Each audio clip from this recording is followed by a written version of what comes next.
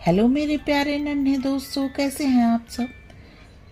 बच्चों, आज जो कहानी मैं आपके लिए लेकर आई हूँ उस कहानी का शीर्षक है बंदर और सुगरी चिड़िया।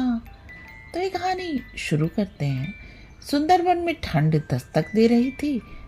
सभी जानवर आने वाले कठिन मौसम के लिए तैयारी में लगे थे। सुगरी चिड़िया भी उनमें से एक थी।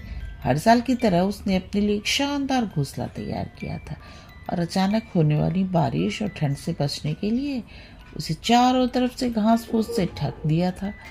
सब कुछ ठीक चल रहा था। एक दिन अचानक ही बिजली कड़कने लगी और देखते देखते घनघोर वर्षा होने लगी। बेमौसम आई बारिश से ठंड भी बढ़ गई और सभी जानवर अपने अपने घरों की तरफ भागने लगे।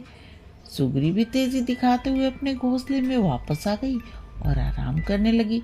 उसे आया भी कुछ समय ही बीता था कि एक बंदर खुद को बचाने के लिए पेड़ के नीचे आ पहुंचा।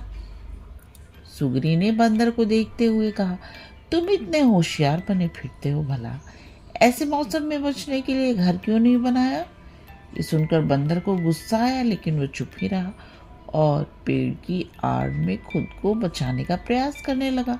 थोड़ी देर शांत रहने के बाद सुगरी फिर बोली, पूरी गर्मी इधर उधर आलस में बिता दी, अच्छा होता अपने लिए घर बना लेते। ये सुनकर बंदर ने गुस्से में कहा, तुम अपने से मतलब रखो, मेरी चिंता छोड़ दो। सुगरी शांत हो गई।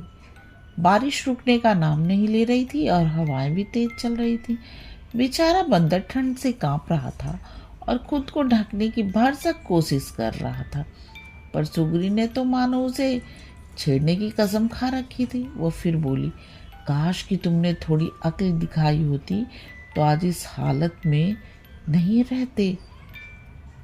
सुगरी ने अभी अपनी बात खत्म ही नहीं की थी कि बंदर बौखलाते हुए बोला, एकदम चुप, अपना बार बार फुसफुसाना बंद करो।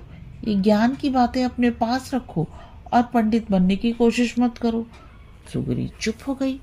अभी तक काफी पानी गिर चुका था। बंदर बिल्कुल भीग गया था और बुरी तरह कांप रहा था। इतने में सुगरी से रहा नहीं गया। वो फिर बोली, कम से कम अब घर बनाना सीख लेना। इतना सुनते ही बंदर तुरंत पेड़ पे चढ़ने लगा। भला मैं घर बनाना नहीं जानता, लेकिन मुझे तोड़ना अच्छे से आता है। और ये कहते हुए उसने सुगरी का घोंसला तहस नहस कर दिया। अब सुगरी भी बंदर की तरह बेघर हो चुकी थी और ठंड से कांप रही थी। बच्चों, इस कहानी से हमें यही सीख मिलती है कि जब कोई हमारी बात सुनने और समझना नहीं चाह रहा हो तो हमें अनावश्यक उसे बार बार एक ही बात बोलकर परेशान नहीं करना चाहिए और ना ही अपनी बात समझाने की कोशिश करनी चाहिए। तो मेरे प्यारे बच्चों, अब आप आराम से सो जाओ और सपनों की दुनिया में खो जाओ। गुड नाइट मेरे प्यारे नन्हे दोस्तों, गुड नाइट।